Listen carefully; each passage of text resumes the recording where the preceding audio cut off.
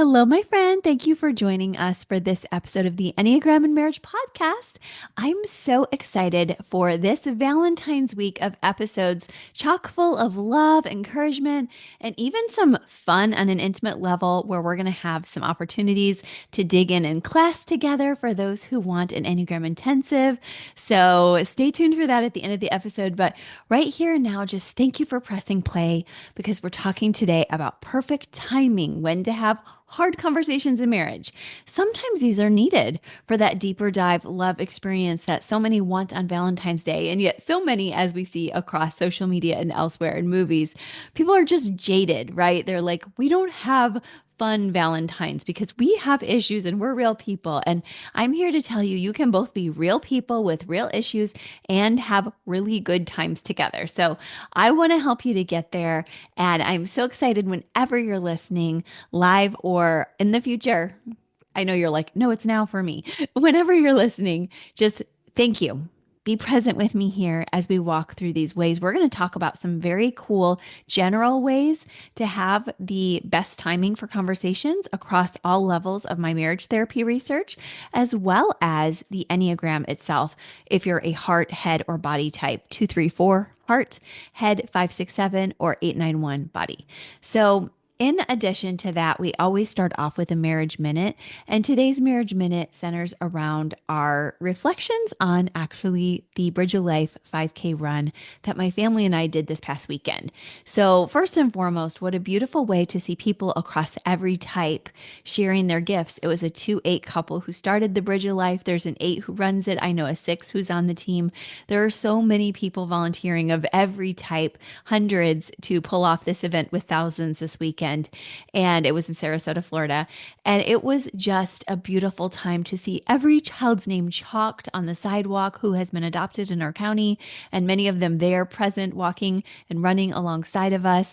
It was so beautiful to see them looking for their names and just running their hardest. So beautiful, walking, running, and also just noticing that it's okay to be different types. As a 7, I was thinking how I found myself quietly encouraging the people around me, sometimes even just with a prayerful look or a noticing of my son who doesn't usually do this and noticing he needed headphones, noticing my daughter as a heart type wanted to be with and be present, and also noticing that she wanted to spend time just connecting with everybody around her. And if even it meant that she would have to slow down, she didn't mind at all. Then there was Wes, who is social, and he's really excited to share with everybody about how he can encourage them. He has a lot of energy and he is happy to share loudly. And I saw him encourage one of my friend's children, adopted children, and she was just having so much fun on the race. And then I saw my type 2 friend, and she was serving by showing up early and doing the registration table. Amy, she's a 2-wing 1, and her daughter, who's a 5, handing out the awards. It was just neat to see everybody in their favorite introverted or extroverted style. And it reminded me how marriage works best when we understand and appreciate the differences. Also, my 9, Melody, had a huge weekend. And I told you I'd be talking a lot about her these days, but she sent us a message with a picture of her with her sleep mask on saying, "Hey, I had a long dance practice the night before, and I have a long dance recital tonight with my debut of my choreographed piece." And she's like, "Here I am in bed. Good morning. Having a lovely day quietly, getting ready and not doing this run with you." So that was her way of making sure that she also contributed to the family in a different way. So understand, guys, that sometimes your family is going to do things different from you, and that means your partner. And sometimes you're going to be running on the same track. Wes loves when I'm super social, and I was super social this weekend with both that and then going to a church to speak to a women's group right after that. He was all in. And then we got to participate with first me taking a nap and then Melody's amazing event that I'll share more about on Wednesday. But this is for you now to think on, what is something that I notice my partner and I just do and approach differently, but I'm starting to appreciate. I'm taking a moment now with you, Krista, to just remember how actually cool that is that we have a different style and approach and we can teach each other. So let's talk now about our main topic and allow ourselves to fall into the best timing when we actually have a harder conversation to have. Because you heard me say this is a light and fun moment. But what about when it's tough? When should we approach? And there's, of course, a few general rules. Make sure that you are not going for this during a time when your partner says, for me, this is not a good time. Maybe they say when I'm sick or have a migraine headache, of course, or they're in great pain, or you are in a moment where they're like, I haven't slept in days. That can happen with some people in some jobs or after a big launch of some sort. So just make sure you're mindful of the general rules for your family. You may have somebody who's hangry at times and they need to be well fed. You're going to have to learn that together on what's best for them. But in general, you're going to want to avoid criticism during the first 3 minutes. You're going to want to set up the 5-to-1 positive to negative ratio. We talk a lot about in this podcast from Gottman. And also the soft startup approach Gottman talks about to say, let's not be harsh at the beginning. So that goes along with avoiding the 3 criticisms. Another period of time that people often forget is that we don't want to compound one conflict on top of the next with our negative chaining, where we're saying, well, this happened and then this could happen and then this could happen. Instead, we have to probably bring our spiritual life in at some point too, if you're somebody like me who can negatively chain. And then you have this time of a deep breath, opening your hands to God and just allowing yourself to release some of that control that can build up. And that will also go with this, that we don't want to bring up conflicts inside of a 3 hour period of time if we've already had one within a 3 hour period of time. Um, and then last on the Gottman reminders is when somebody's flooded, has this elevated heart rate, which is very common if you're just getting all excited and your passion is starting to get into rage. This is a moment to say, I'm going to take a 30-minute breather and not bring up hard conversations or even allow myself to stop one. Now, according to my master's thesis of emotionally focused therapy with the late Sue Johnson, we know that safety must be established first, too. You have to believe that your partner's going to look at you, think about you, talk to you. So you can ask them, is this a good time? Or when would be a good time this week?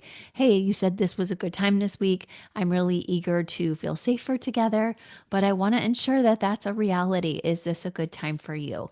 And if you just keep running into no, it is okay and healthy to do deeper dives with somebody like me or in my practice or in your own practice where you find somebody in your area to do some work with you, whether Zoom or actually in person for many of you.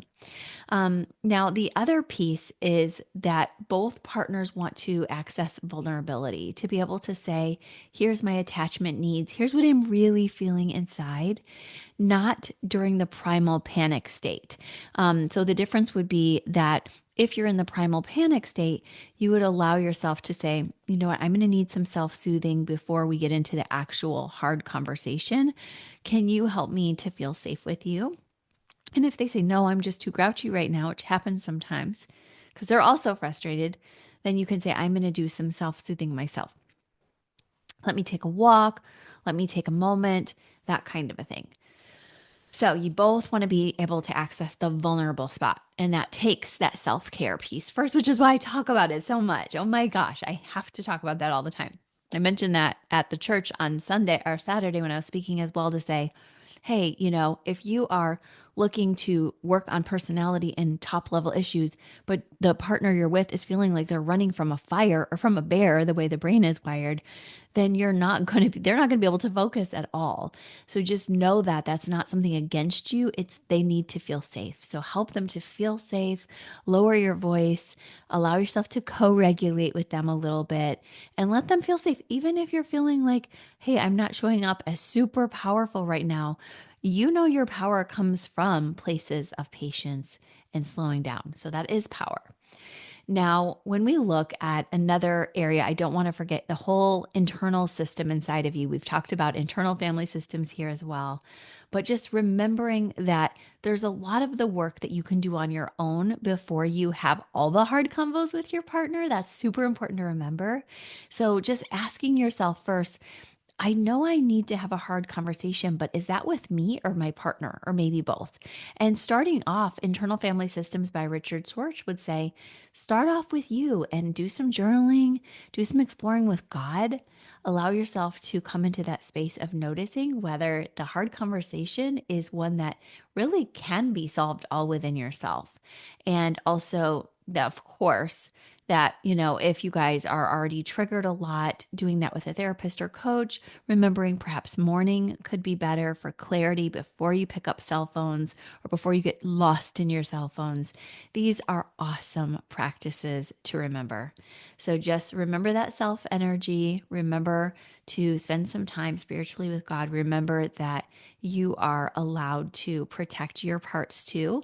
If you're part of you is saying internally, I don't want to have the hard conversation because you know what always happens. I always fawn and then I'm not feeling true to myself. You can allow yourself to even dig in that way and say, okay, thankfully I'm taking some time first.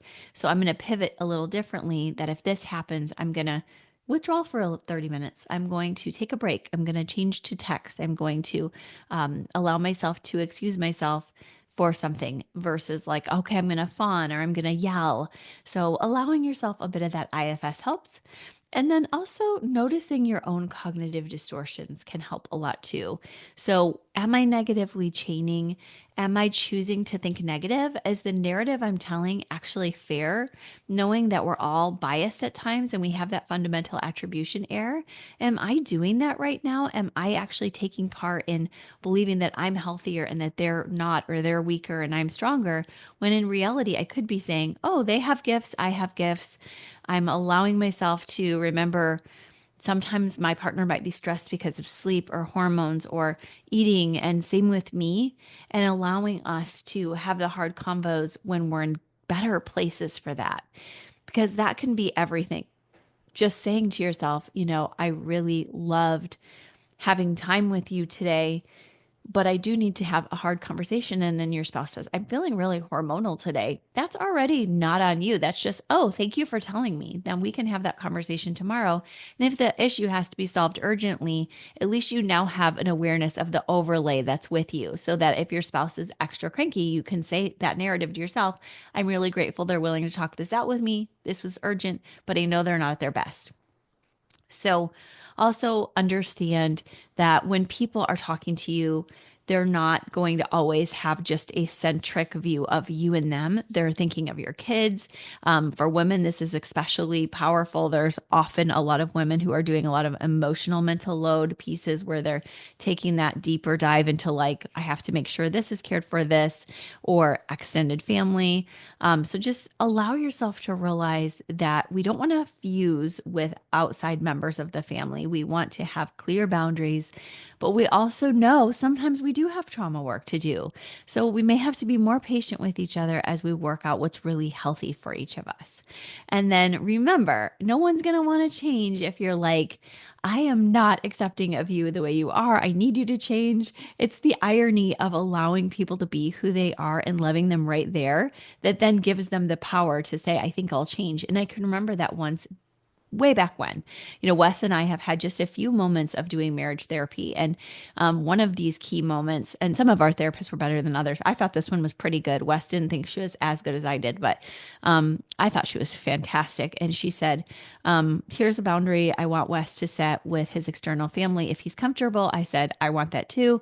And then he said, no, no, no. And then we both backed off. And I especially backed off. I was like, okay, Wes, we have little girls. We didn't even have Jack at the time. I said, if you cannot do this boundary, I still love you. It's okay. It's not the end of the world. It wasn't anything, make or break me.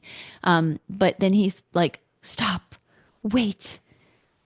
I actually know this is the right thing. It's just, I think he just needed us to back off, if that makes sense, and make it his own. So just noticing that when you instead provide that unconditional positive regard that Rogers talked about, wow, a lot can happen. It was powerful for me to see that both as a therapist, but then here in this moment, just as a wife.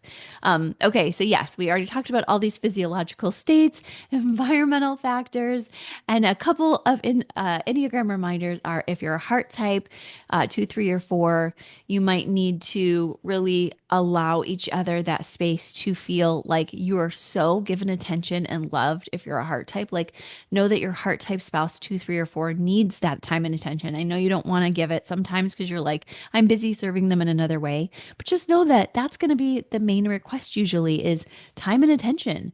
And just knowing that's important to them can help you versus trying to finagle out of it. At least negotiate for that. 5, 6, and 7, there's going to be this need for some urgency in processing so we can feel safe, but also some people feel safe that they know you're not going to rush me when I need time to think. I'm a thinking type. I'm going to need time to mull something over and allow myself to sit with it for a bit and feel comfortable before I say yes. And then lastly, our body triad, often they say, I'm going to say no first to everything because they're like, I don't want you to take power over me.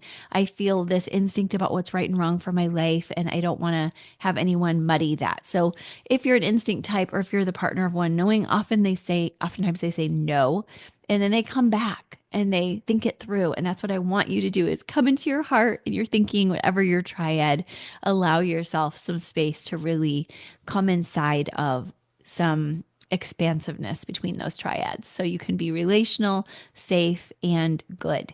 Now, if you're resonating with these instincts about how we should go about our timing for our conflicts. If you're resonating with just, we need extra help, Krista, we are in a struggle point. I want you to know I'm leading the Enneagram Relationship Intensive, deepening your love and intimacy together across 6 weeks. It starts February 27th, and I'm limiting it to a small group of couples because I want to ensure personalized attention for your unique type combination. Oftentimes, I have to do everything so generally. So, this is going to be a first come, first serve event with limited participation. And we're going to deeply get into these communication patterns that you're having, conflict resolution, lasting connection. You can find everything about that in the show notes. But let's get you prepped for your Valentine's Day as you remember that understanding your type, understanding the ways to feel safe and good and loved are so key. And understanding your partner's type for doing this are so key to your connection. And you're going to thrive once you really put that on and put these tips on. So I thank you. I hope you'll check out the show notes for the Enneagram Relationship Intensive, and I'll talk to you soon. Bye bye.